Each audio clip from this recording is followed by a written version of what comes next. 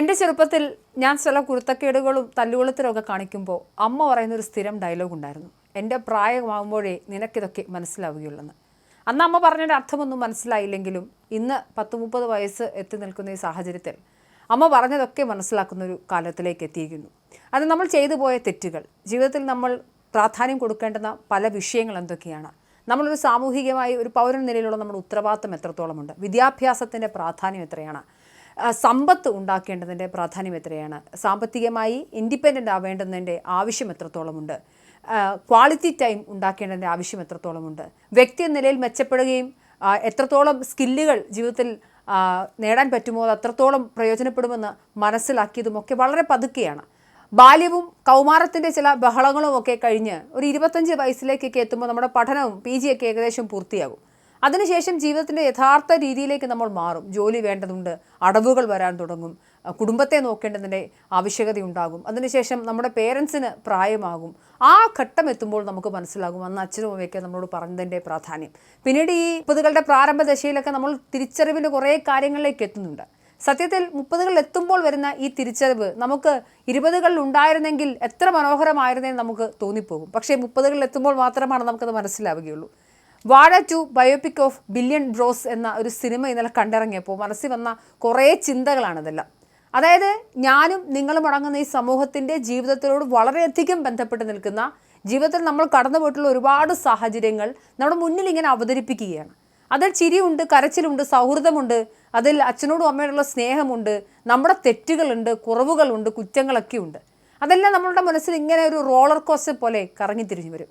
എന്നാൽ സോഷ്യൽ മീഡിയയിലെ യുവതാരങ്ങളായ Hashir, Allen bin Siraj, Ajin Joy, Vinayak, അമീൻ തുടങ്ങിയ ഒരുപറ്റ യുവതാരങ്ങൾക്കൊപ്പം സുധീഷും വിജയ് ബാബുവും അജു വർഗീസും അരുണും അൽഫോൺസ് പുത്രനും വിനോദ് കടാമംഗലം തുടങ്ങിയ നിരവധി സീനിയർ ആക്ടേഴ്സും ഒക്കെ അഭിനയിക്കുന്ന കോമഡി ഡ്രാമ ഫോർമുലയിൽ ഇറക്കിയ ചിത്രമായിരുന്നു വാഴ 2.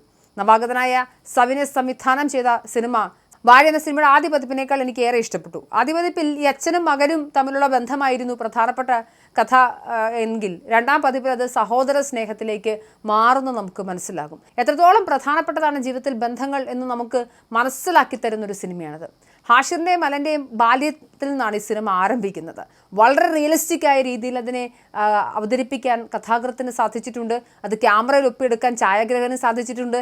അത് കൃത്യമായ രീതിയിൽ നമ്മളോട് കൺവേ ചെയ്യാൻ സംവിധായകന് സാധിച്ചിട്ടുണ്ട്. വളരെ റിയലിസ്റ്റിക് ആയ രീതിയിൽ സ്കൂളും ഹൈസ്കൂളും ഒക്കെ കടന്നുപോയി ഹ്യൂമറിൽ തുടങ്ങി ഇമോഷണൽ ഡ്രാമയിലൂടെ കടന്ന അവസാനം പടക്കം പൊട്ടിക്കുന്ന പോലെ ഒരു ടൈലൻറ്റ് കൂടി തന്നിട്ടാണ് സിനിമ അവസാനിക്കുന്നത്. ഒരു 2.25 മണിക്കൂർ ദൈർഘ്യമുള്ള സിനിമ യുവതലമുറയുടെ ജീവിതത്തിലൂടെ കടന്നു പോകുന്ന എല്ലാ വൈകാരിക അവസ്ഥകളും ഒപ്പിയെടുക്കുന്നുണ്ട്. കൗമാരത്തിലെ പ്രശ്നങ്ങൾ, സൗഹൃദം, സാഹോദര്യം, പ്രണയം, പേരൻറ്റിങ്, അധ്യാപനം, നിത്യജീവിതത്തിൽ നാം കണ്ടുവരുന്ന അന്ധവിശ്വാസങ്ങൾ, ഒരു ഘട്ടത്തിൽ ലഹരി ഉപഭോഗം അടക്കം നിരവധി കാര്യങ്ങളാണ് അതിൽ ചർച്ച ചെയ്യുന്നത്.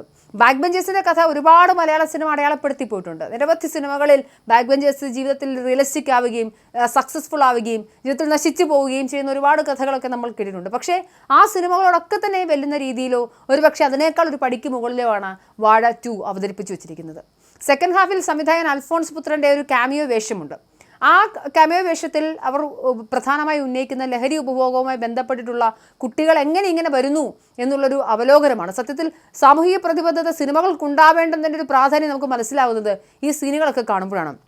കളിക്കളത്തിൻ്റെ പ്രാധാന്യം, നിങ്ങൾ പേരൻസ് കുട്ടികളോട് സംസാരിക്കുന്നുണ്ടോ, വിദ്യാർത്ഥികളുടെ ജീവിതത്തിൽ അധ്യാപകരുടെ റോൾ അടക്കം നിരവധി കാര്യങ്ങളാണ് ഇതിൽ സംസാരിക്കുന്നത്. നമുക്കറിയാവുന്നൊരു കാര്യമുണ്ട്, ഗൾഫ് കുടിയേറ്റം. 80കളിലും 90കളിലുമൊക്കെ മലയാളികളുടെ ജീവിത നിലവാരത്തെ മെച്ചപ്പെടുത്തിയത് ഈ ഗൾഫ് മണി കൊണ്ടാണ്. നിരവധിയധികം ആളുകൾ ഗൾഫിലേക്ക് പോയി അവിടെ കിടന്ന് സ്വന്തം ജീവിതം ഉരുകി തീർത്തതിന് ശേഷം നാട്ടിൽ കുടുംബത്തിന് പണം അയച്ചു കൊടുത്ത പ്രവാസികളുടെ ജീവിതത്തെക്കുറിച്ചും നമുക്കറിയാവുന്നതാണ്. അന്നത്തെ കാലത്തെ പ്രവാസം എന്ന് പറയുന്നത് ഗൾഫ് കുടിയേറ്റമായിരുന്നെങ്കിൽ ഇന്നത്തെ കാലത്തെ പ്രവാസമായി യൂറോപ്പിലേക്കുള്ള മൈഗ്രേഷനെയാണ് കാണിക്കുന്നത്. യൂറോപ്പിലേക്ക് പഠിക്കാനായി പോകുന്നു, അവിടെ ചെന്ന് കഷ്ടപ്പെടുന്നു, അവിടെ ചെയ്യാൻ പറ്റുന്ന ജോലികളെല്ലാം ചെയ്ത് സ്ട്രഗിൾ ചെയ്യുന്ന ഇന്നത്തെ തലമുറയുടെ റെപ്രസെൻറ്റേഷൻ നമുക്ക് ആ സിനിമയിലുണ്ട്. നിരവധി കോമഡി രംഗങ്ങളുണ്ട്. അതൊന്നും എന്താ പറയുക, സിറ്റുവേഷണൽ കോമഡികളാണ്. അതൊന്നും എഴുതി പറഞ്ഞ് പഠിപ്പിക്കുന്നൊന്നുമല്ല. അവിടെ ആ കോമഡി ആപ്റ്റ് ആയിരുന്നു എന്നുള്ളതാണ് എൻ്റെ ഏറ്റവും പ്രധാനപ്പെട്ട കാര്യം. ഇനി ഇമോഷണൽ രംഗങ്ങളുണ്ട്. ആ ഇമോഷണൽ രംഗങ്ങളിൽ, പ്രണയരംഗങ്ങളിലൊക്കെ ഹാഷിർ എന്ന് പറയുന്ന ഒരു റീൽസ് ചെയ്ത് നടന്നിരുന്ന പയ്യനല്ല, അത് വലിയൊരു ആക്ടറാണെന്ന് നമുക്ക് മനസ്സിലാക്കി തരുന്ന കുറേ കാര്യങ്ങളുണ്ട്. ഹാഷിറിനെ പോലെ തന്നെ ആ 4 പേരും അടിപൊളിയായി ചെയ്തിട്ടുണ്ടെങ്കിലും അലനും ചെയ്തിട്ടുള്ള റോൾ, അല്ലെങ്കിൽ അലൻ ആ കൈയടക്കത്തോടു കൂടി തൻ്റെ കഥാപാത്രത്തെ, അലനായി തന്നെയാണ് അലൻ വരുന്നത്. അലൻ്റെ കൈയടക്കം എടുത്ത് പറയേണ്ടതാണ്. മറ്റൊരാളാണ് ബിജുക്കുട്ടൻ. മലയാള സിനിമയിൽ എനിക്ക് തോന്നുന്നു ഒരു 10-20 വർഷമായി മലയാള സിനിമയിലുള്ള ഒരു വ്യക്തിയാണ് ബിജുക്കുട്ടൻ. പക്ഷേ ബിജുക്കുട്ടൻ എന്ന് പറയുന്ന നടൻ എന്താണ് എന്ന് നമ്മളെ കാണിച്ചു തന്ന സിനിമയാണ് ഈ ബിജുക്കുട്ടൻ്റെ റോൾ എന്ന് പറയുന്നത്. എല്ലാ വിഷുവാകുന്ന സമയത്ത് നമ്മുടെ മുന്നിലേക്കൊരു റീൽസ് വരാറുണ്ട്. അതായത് ഒരു ചേട്ടൻ ഒരു പടക്കം കത്തിക്കുകയും ഓടിപ്പോവുകയും ടാർ റോഡിൽ മറിഞ്ഞടിച്ച് വീഴുകയും ചെയ്യുന്ന ഒരു സീൻ കാണുമ്പോൾ നമ്മളെല്ലാവരും പൊട്ടിച്ചിരിച്ചിട്ടുണ്ട്. ബിജുക്കുട്ടൻ ഈ സിനിമയിൽ ആ സീൻ കാണിക്കുന്നുണ്ട്. പക്ഷേ ആ വീണയാളുടെ സ്വന്തം മകനും എത്രത്തോളം വേദന ഉണ്ടാക്കിയിട്ടുണ്ട് ആ വീഴ്ച എന്നത് നമ്മൾ ചിന്തിച്ചിട്ടില്ല. ഒരാളുടെ വീഴ്ച കാണുമ്പോൾ നമുക്ക് ചിരി വരും. പക്ഷേ ആ വീണയാളുടെ മകനും ഉണ്ടായ മാനസികാഘാതം, വിഷമമൊക്കെ കൃത്യമായി പറയുന്നുണ്ട്. നാളെ ഒരു ഘട്ടത്തിൽ, ഒരു വിഷുക്കാലം കൂടി വരികയാണ്, നാളെ ഒരു ഘട്ടത്തിൽ ആ റീൽസ് കണ്ടാൽ ഞാൻ ചിരിക്കില്ല എന്ന അടുത്താണ് സിനിമ വിജയിക്കുന്നത്.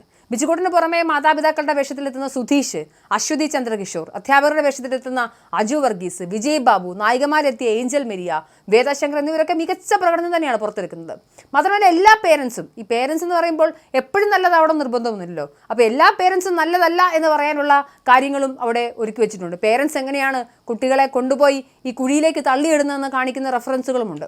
ഇതിൽ അവധി ആഘോഷിക്കാൻ, നിങ്ങൾക്ക് സന്തോഷിക്കാൻ, നിങ്ങൾക്ക് കരയാൻ, നിങ്ങളുടെ പോയ ചൈൽഡ്ഹുഡിനെ ഓർത്തെടുക്കാനൊക്കെ പറ്റുന്ന, വളരെ ധൈര്യമായി തിയേറ്ററിൽ പോയി കാണാൻ പറ്റുന്ന ഒരു സിനിമയാണ് വാഴ.